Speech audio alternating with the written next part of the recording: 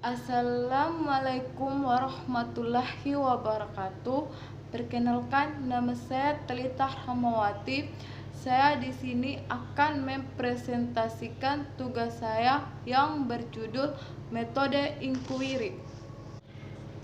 Pengertian metode inquiry menurut Al-Malik mengemukakan bahwa pembelajaran berdasarkan inquiry adalah suatu strategi yang berpusat pada siswa di mana kelompok-kelompok siswa dibawa ke dalam suatu persoalan mencari jawaban terhadap pertanyaan-pertanyaan di dalam suatu prosedur dan struktur kelompok yang diharuskan secara jelas.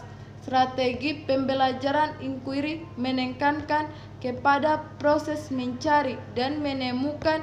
Materi pembelajaran tidak diberikan secara langsung.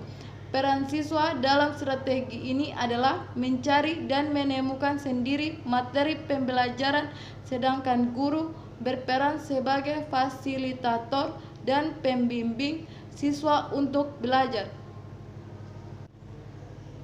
Ciri-ciri metode inquiry dibagi menjadi 3 bagian, yaitu pertama, strategi inquiry menekankan kepada aktivitas siswa secara maksimal untuk mencari dan menemukan. Kedua, seluruh aktivitas yang dilakukan siswa diarahkan untuk mencari dan menemukan jawaban dari suatu yang dipertanyakan. Ketiga, tujuan dari pengguna metode inquiry adalah mengembangkan kemampuan berpikir secara sistematis, logis, dan kritis. Langkah-langkah metode inquiry dibagi menjadi 6 bagian. Pertama itu orientasi. Orientasi guru merangsang dan mengajak siswa untuk berpikir memecahkan masalah. Kedua, merumuskan masalah. Merumuskan masalah merupakan langkah membawa siswa pada suatu persoalan yang mengandung teka-teki. Ketiga, merumuskan hipotensi. Merumuskan hipotensi adalah jawaban sementara dari permasalahan yang sedang dikaji. Keempat, mengumpulkan data. Mengumpulkan data adalah kegiatan menjaring informasi yang dibutuhkan untuk menguji hipotensi yang diujikan. Kelima, menguji hipotensi. Menguji hipotensi adalah proses menentukan jawaban yang dianggap diterima sesuai data atau informasi yang diperoleh dari mengumpulkan data. Keenam, merumuskan kesimpulan. Merumuskan kesimpulan adalah proses mendeskripsikan temuan yang diperoleh berdasarkan hasil pengujian hipotensi.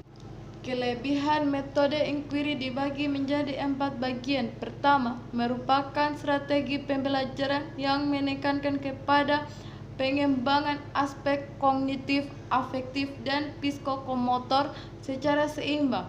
Kedua, strategi ini dapat memberikan ruang kepada siswa untuk belajar sesuai dengan gaya belajar mereka. Ketiga, strategi yang dianggap sesuai dengan perkembangan psikologi belajar modern. Keempat, keuntungan lain adalah dapat melayani kebutuhan siswa yang memiliki kemampuan di atas rata-rata. Kelemahan metode inquiry dibagi menjadi 4 bagian. Pertama itu, jika strategi ini digunakan sebagai strategi pembelajaran maka sulit mengontrol kegiatan dan keberhasilan siswa. Kedua, strategi ini sulit dalam merencanakan pembelajaran oleh karena terbentur dengan kebiasaan siswa dalam belajar. Ketiga, terkadang dalam mengimplementasikannya memerlukan waktu yang panjang sehingga sering guru sulit menyesuaikannya dengan waktu yang telah ditentukan. Keempat, selama kriteria keberhasilan belajar ditentukan oleh kemampuan siswa yang menguasai materi, maka strategi ini sulit diimplementasikan oleh setiap guru. Sekian dan terima kasih.